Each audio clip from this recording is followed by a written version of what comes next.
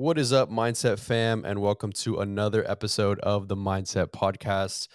As you can see, this episode looks a little bit different than most, but Anthony and I thought it was appropriate since we haven't done this in a while. A little solo episode of the two of us, kind of just giving you guys a little bit of an update on what we've been going on in our lives, and see how we can give you guys the most value. So, what do you think, Ant? What up? I don't know. For some reason, I feel a little bit more nervous, just us two, than with a I guest. I We haven't done I this thought in I thought I was the only a long one. I time. thought I was the only one, but I'm glad you feel the same way. So. Yeah, man. So I know we've had a lot of, and this is kind of be a speed episode, if you will. We're kind of go fast and quick and give some life updates that Gabe most recently has had, and I'll share some interesting stories on my end. But we thought it'd be nice to kind of share a little bit of what we've been up to. So Gabe, we'll start with you because you've had the most recent and I think most important announcement or life update. So if you want to start with that and kind of work our way Oh through. man, I don't even know where to begin. Um, so I recently relearned how to ride a bike. No, I'm kidding. That's not what I had to share. I know how to ride a bike, everybody. Don't worry.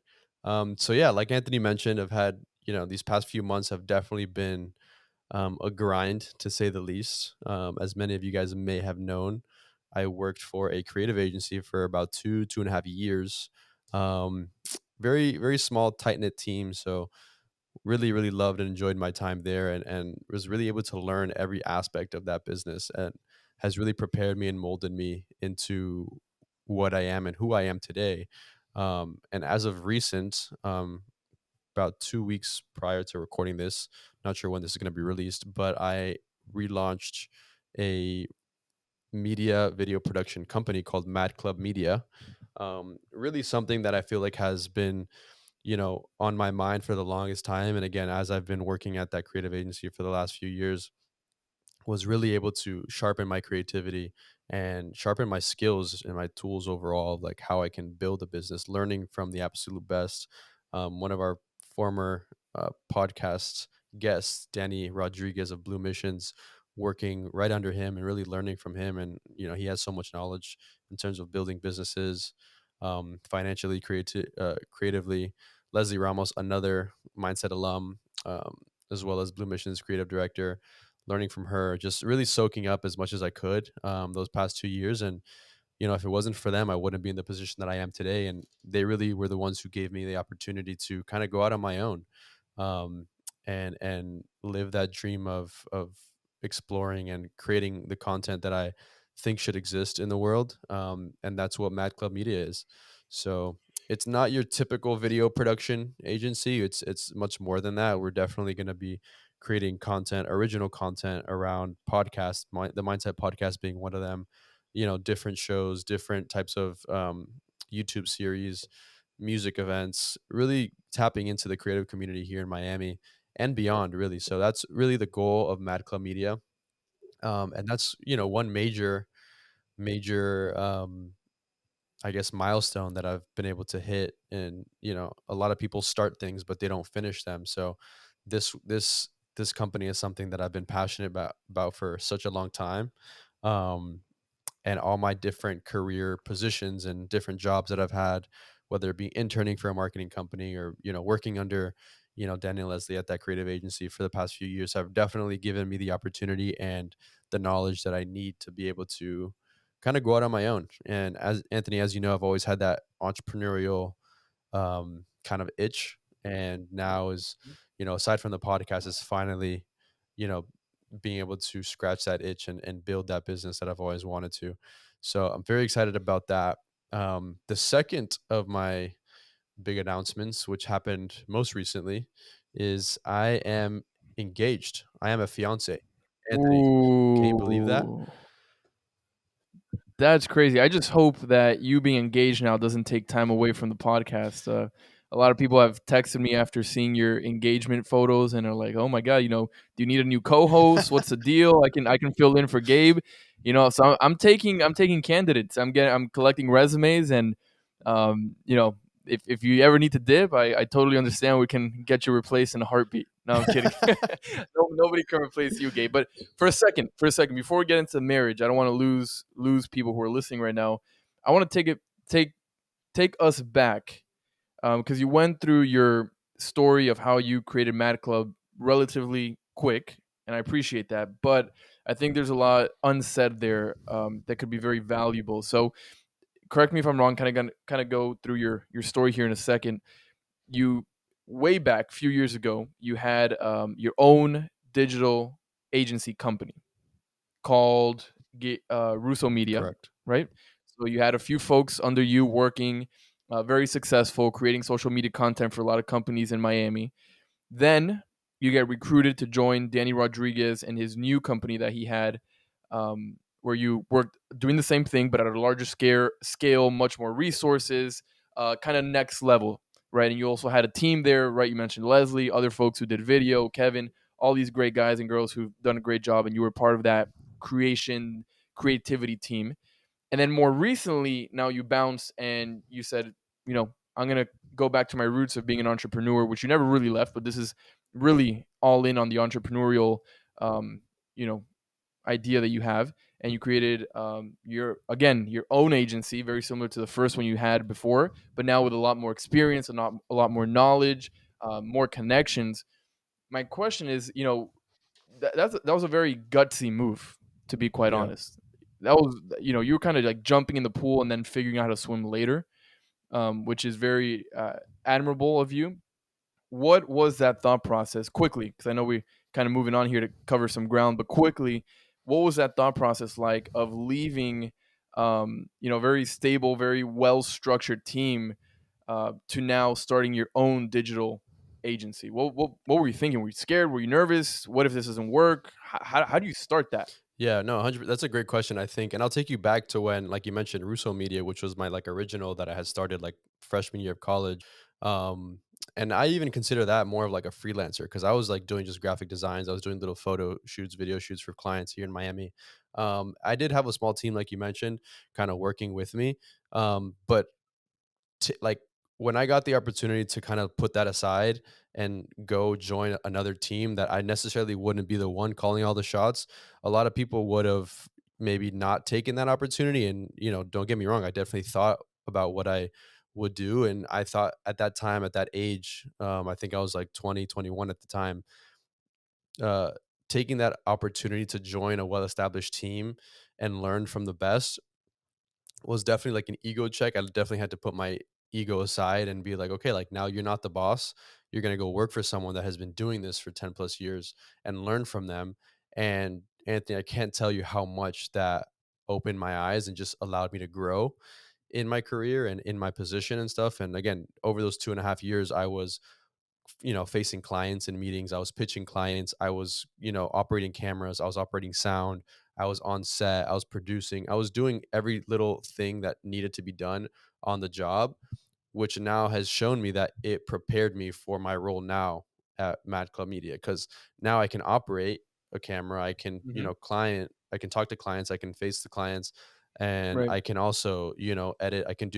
I have a hand in every part of the business. Obviously, my main Hmm. role is to help build and grow the business. So it would be wise of me to kind of grow and outsource those other roles, which I have been doing. As you know, I rarely ever do any of those things on my own.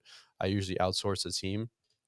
Um, and like you said, it was definitely a gutsy move to move away of an established company and kind of um, take this route. And if I'm being honest, it wasn't my first choice. I was prepared to start applying for, media jobs and other, positions in Miami. And Danny actually and a few other people were really the ones to be like, hey, like at the age that you are now, if you were to start something and build something, by the time you're 30 years old, like you can have something very significant and you have all the tools you need. They definitely lent me the support needed. My family have always been a big support system. You have always been a big support system. That the type of family that we come from. So Hmm. that was definitely what allowed me and gave me the confidence to do that and go out on my own. And the agency also, they kind of took a different perspective, right? They kind of shifted their mission, which allowed me to kind of, work with some of the same clients that we were working with. Whereas Cultura, the former agency, is now more of a consulting based company where they don't necessarily execute any of the production. So now I've actually become a production partner for cultura, and even Blue Missions, Mm. where Danny and Leslie are now as well. And it's Mhm. been a huge blessing to be able to take that and run with it, and then now still be able to, make those decisions and just build a team around a common theme that we all love, and Yeah, create different thing, and do what excites ultimately, which is kind of yeah. like our tagline. So that's That's really so been kind of like the North Star, and it always been. It's just, a lot of times, like, and we said this before, like, people will see things in you that you don't see in yourself. And that's mhm. really what the example of, what happened to me was. It's just like, I didn't think I was prepared or I was equipped enough to go out on my own and start something, um, and establish something of Yeah, magnitude. But the people around me, thought otherwise, and they really believed in me. yeah. Describe Mad Club Media in 3 words. Mm. It's community, Okay, community, 1, creativity, creativity. and obsession. Mm, I would definitely think those 3 words culminate what that means, because I don't know if I've ever told you the mhm, story of, like, the way I came up with Mad Club.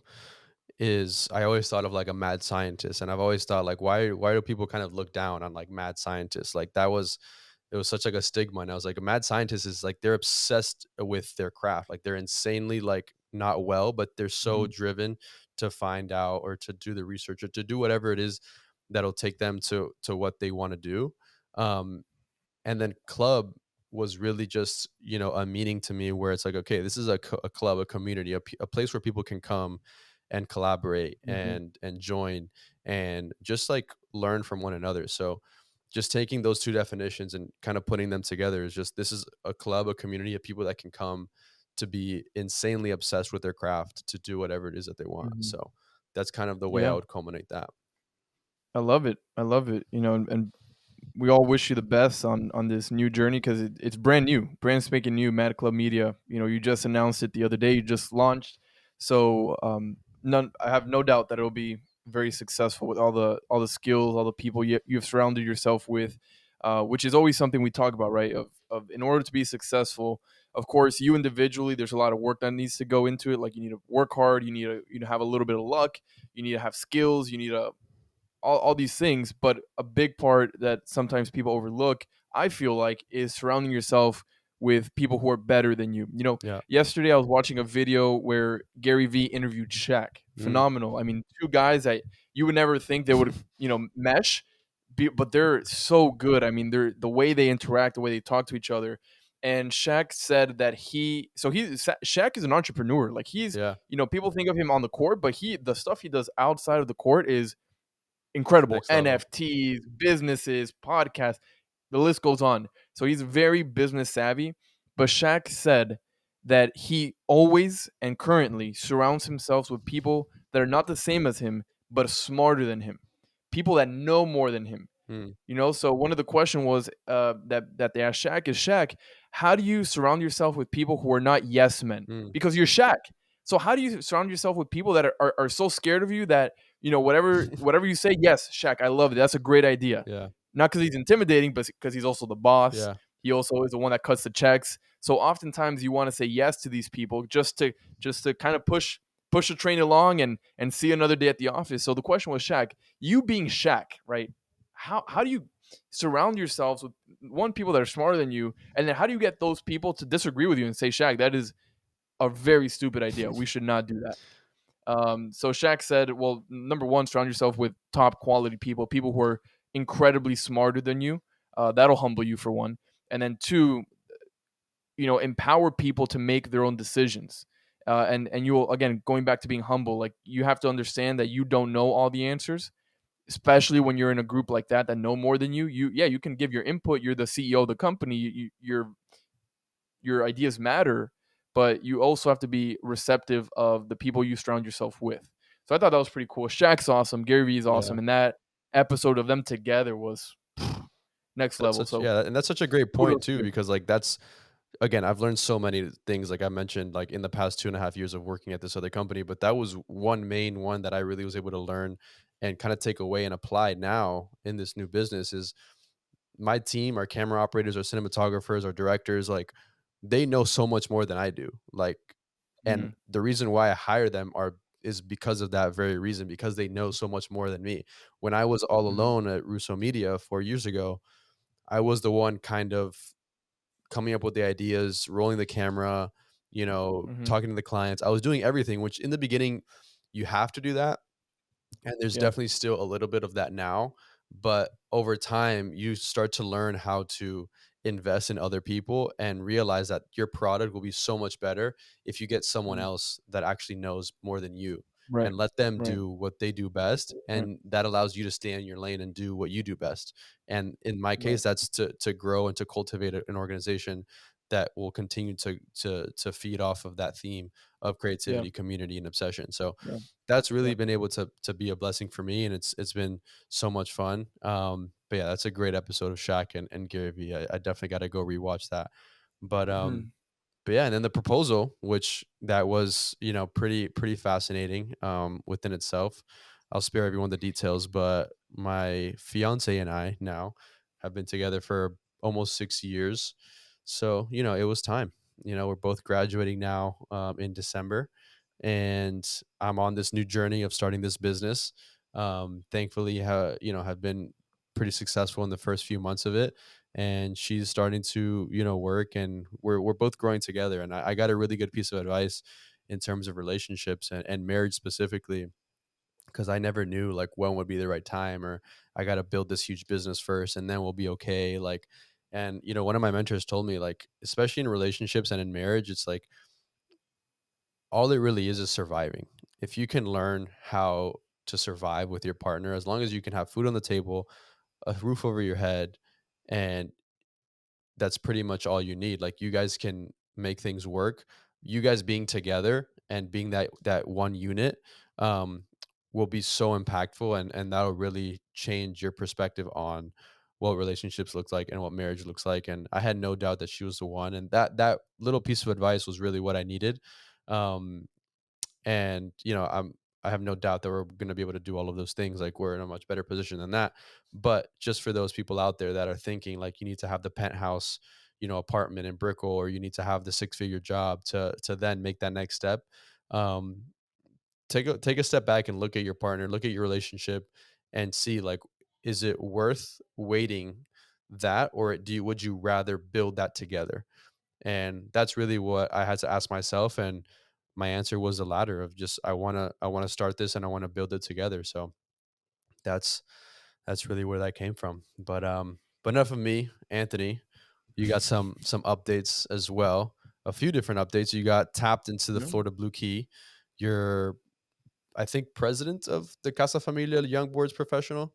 Yeah, that's Um, right. I forgot so about that one. that's Yep. you got a few things going on. Why don't you tell us about that? Let's start with the Florida Blue Key. Why Yeah. don't you explain that to some people that don't know what that Yeah, is? I don't know if anything beats a proposal, especially all the girls listening right now already, you won them over, so they can log off now, but What if I proposed on the podcast, and the only way she would know if is she would listen to it?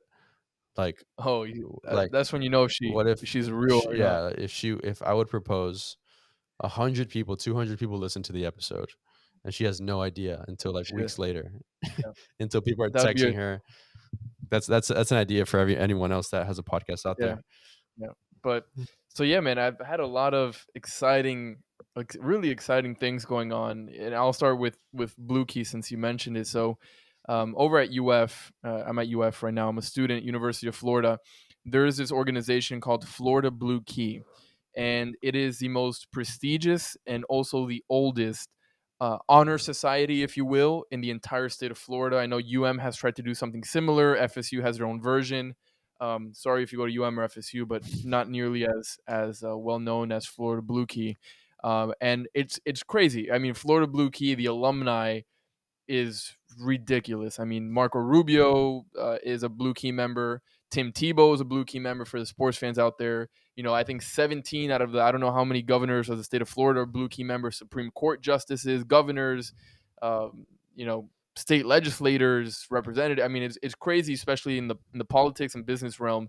There's a whole lot of Blue Key members involved in Florida, so it's a big time organization. And I say it humbly, and kind of hoping to inspire anybody who's listening right now that wants to do something similar to Florida Blue Key, or just get out there and do something great. And I had a lot of people telling me that I would never become a Blue Key member because I had two things going against me. One, I'm not in Greek life, and that's huge. I'm not in frat, and most, if not everybody, in Blue Key are in Greek life, either sorority or frats. And the second thing, I'm a transfer student, and that's where I really want to talk about now. The fact that I was a transfer student, I didn't have much time to build my resume. I've only been here at UF for a year and some change, a year and a few months. So usually you get tapped, you get included to Blue Key in your senior, junior year, after 2, 3 years of building your resume. I had a year and in a few months. So, I got here. People told me no. I said, screw it. I'm going to find a way. I believe, strong believer that if you want it bad enough, you'll figure it out. Like, no matter what the odds are against you, if you want it bad enough, there will be a way no matter what. Strong believer in that. So I put my head to it, connected with the right people, networked with the right people, got in the right rooms, got these positions that propelled me to be seen by other people, networked with the alumni, went to events that I wasn't even invited to, and just walked in and had all the confidence in the world, like I belonged there where I really didn't. And that idea of faking it till you make it, man, so powerful. Fake it till you make it, 100%. 100%. Fake it till you make it, is what I did, and it worked. And it worked. Got tapped last week, and I'm excited. And I really hope that this moment, this achievement, really, the transfer students of the world, right? Because I'm very passionate about transfer students. I really want to help them. I hope that these transfer students coming from all, Miami Dade, FIU, all these universities, they see what I've done and see, if I did it, they can do it too. So that was really my first thought when I got tapped. Is like, thank God, I hope I can be a mentor to anybody looking and saying, wow, that looked really hard, but he did it anyway. So that was very exciting. Yeah, Anthony, before we even move on, I want to touch on that because you mentioned something that was really interesting to me. And I think it was the confidence that you had to really just say no to everyone else that was like, dude, you're a transfer student or you're not in a Yeah. frat. Like, who do you Mhm. think you are? Like, what was running through your mind and in those particular moments when people were saying those things to you, like those negative, Mhm. energy, putting that negative energy into your life? What Mhm. like what did you have to say back to them, or what did you just say to yourself? Like, hey, like I'm gonna do it. I'm gonna prove you wrong, type of thing, or like Yeah. was that kind of like a fire, to really propel you into even doing it more and proving them wrong? Yeah, man. In my head, I was just like, "Watch me." Oh, it's so fun. Like There you I go. just I love love it. that. I like you too. Like I love it, man. I really really got into a point where I really like when people doubt doubt me, and sometimes they're right. Like, let's just be honest. Sometimes people say things that I can or can't do, and maybe most of the time they're right. Yeah. And it is what it is, and definitely gave my best effort in all those cases. But every single time, 100% of the time, I get a no, or I get, doubted, or whatnot. I always like, I'm like, yes, that's kind of what I needed. And sometimes I feel, to that point, if you don't get a little bit of resistance, I probably maybe wouldn't have given it all the effort I did. So it's Mm, almost like yeah. a missing piece of my puzzle to get to where I need to be is a little bit of resistance, a little bit of doubt, which is kind of weird because people think, let's avoid any kind of Yeah. resistance. But I feel like if we go that route of like no resistance, a lot of people believe in you, yeah, you can do it, then I'll kind of feed into that and be like, yeah, I could do it. I'll give 90% effort, since people are confident in me. But if people are not confident in me, now I have kind of a chip on my shoulder where I need to prove people wrong now. Now I got to Yeah. give, instead of 90, I can't afford 90. I got to give 110 every day. So it's actually very very motivating, and I know you feel the same way about it. Oh man, yeah, you were speaking my language as soon as you were saying that. I was like, it's almost more worth it when you get there. Like, because It tastes it better. tastes It better. Oh feels better. man, it's Yeah. like, oh, Yeah. just like a little bit more salt on that steak, and it's just like Yeah.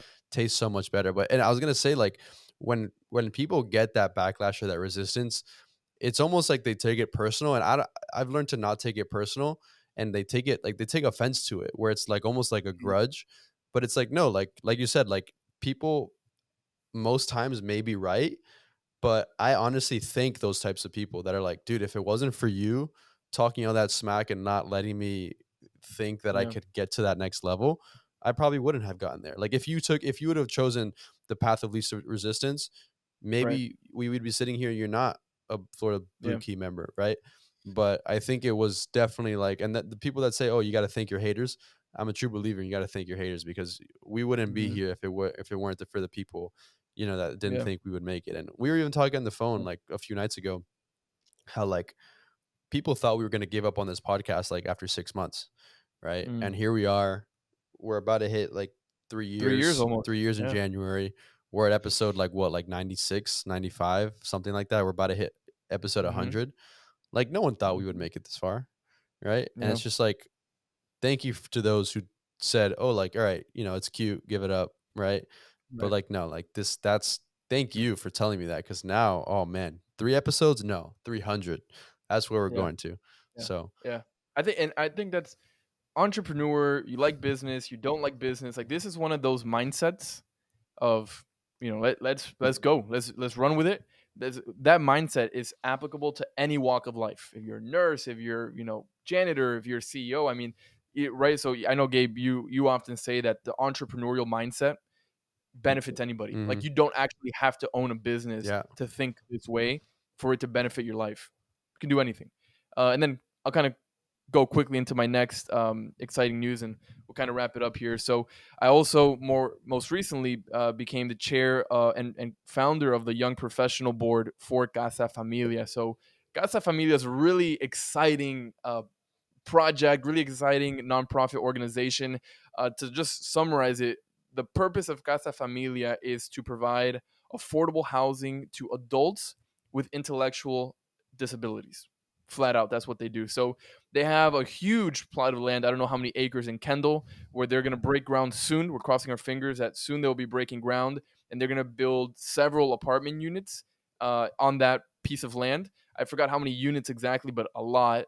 And there's nothing like that in Miami. There is no affordable housing for people with disabilities, and so they're feeding a great need in our community. And this board, Casa Familia, the regular board, as I call them, they've been around for a few years already. Building this and getting the wheels turning. And then here I come this summer, and I talked to Dr. Abraham, who's the executive director, former alum of the podcast, and I asked her, look, I'm interested. I'm interested. I really want to learn more about what your mission is and help in any way that I can. And one thing led to the next. Fast forward a few months, here we are today, and I'm the chair of the Young Professional Board within Casa Familia. So our job is to assist the overall mission of Casa Familia, bring in a new, young, entrepreneurial perspective into the organization, fundraise for the organization, come up with ideas, the whole social media thing. We're taking care of that. So just you know helping wherever we can. And we have a badass board of young professionals. Paul Duyon, another mindset alum, Miguel Perez, Vanessa Garcia, just superstars who are really in our early 20s that are just killing the game. So we're excited. We're also just in diapers. We just started a month or two ago. So yeah, it's exciting times to be active in the community, to give back to the community. We talk a lot about that on the podcast, Gabe, yeah, of using your skills, your blessings to bless others. So I'm excited. 100%. And I think Casa Familia has been like you said, an organization that has been around for some time, and we got to learn a little bit about it when we had Dr. Abraham on the podcast. But now that there's like a young professional realm to it, like, what would you recommend if anyone listening wants to maybe get involved or they want to get meet you or go to Yeah. the groundbreaking or whatever it is? Like, how can some Yeah. people get involved if that's a mission that they align Yeah. themselves with? Great question. And I'll be brief with it. You just got to ask. So first of all, I'll take it back. Being part of a board, of a young professional board, is huge. It puts you on the map, because not a lot of people are doing that. The only people, I mean, you look at boards, young professional boards of other organizations, Habitat for Humanity, Camilla's House, all these folks have young professional board. And if you usually look at who those people are, they're people that are the movers and shakers and that are doing things in the community, that come from good backgrounds, that are hustling, Yeah. that just want to go out there and make a name for themselves. And those are the people you need to be around. So number one, see if there's any opportunities. There might be openings, fillings, but most importantly, just ask. Hmm. The way I got to this position, people might be like, Anthony, how'd you do it? Like, what's the secret? I literally just asked. I called Dr. Abraham and I said, hey, what's going on here? How can I fit the gap? How can I put the puzzle together, and she provided the opportunity, and we went forward with it. Like it's actually very simple, and that's what I hope people understand, that some things may be more complicated, but generally things are very simple. And we often, myself included, over complicate things when they're really not that complicated. So asking, just ask, how can I be a part of the board? How can I help? Putting yourself in a position where maybe you work for free for a few months or for a year or so, and then boom, you get upgraded to now be on the board because people have seen how hard you worked. Like it's just going back to my point, Gabe, of that attitude all of our guests that we have on the podcast, that you have, that our parents have, of like, if there's a will, there's a way. Yeah. If you want it, there's no way you can't. There's no excuse good enough. Hmm. Yeah, and I think I'm glad you brought up that point because, and we were just talking about this on our last episode, or a few episodes back of with Eddie Borrego about how he was able to create an opportunity when there was no opportunity, and that was a great example that you gave. It like, hey, like I don't know where I can fit in this puzzle, but I want to get involved. And like Anthony, I can't tell you how much, and I'm sure this applies to you too, because obviously, like you're living it so many times. Like I've gotten on the phone or texted somebody and be like, "Hey, like I just want to see what you're doing. I love what you're doing. I want to get involved somehow. I want to learn more. Like where can I help?" And things have just sprouted from there, right? It's just things are just like born, and they just, the opportunity creates itself. There doesn't necessarily need to be a job opening for it to be an opportunity. Like you can create that opportunity. And I think that's such a huge lesson for a lot of young people to learn, is that, sometimes things don't look so shiny and so smooth. Like they're going to be rocky, they're going to be grainy, they're not going to make sense. But if you have that will, like you said, you can make a way no matter what. I agree, 100%. And I think that was a lot of good information we gave there, and it was good, really refreshing to do a podcast or an episode with just us two. I know we kind of takes us back to our I roots because know. that's how we started, Major just me and throwback. you shooting the breeze, and kind of reminds us as we come up, like you mentioned, on our 3 year anniversary. It's really fun, man. It's been a great run.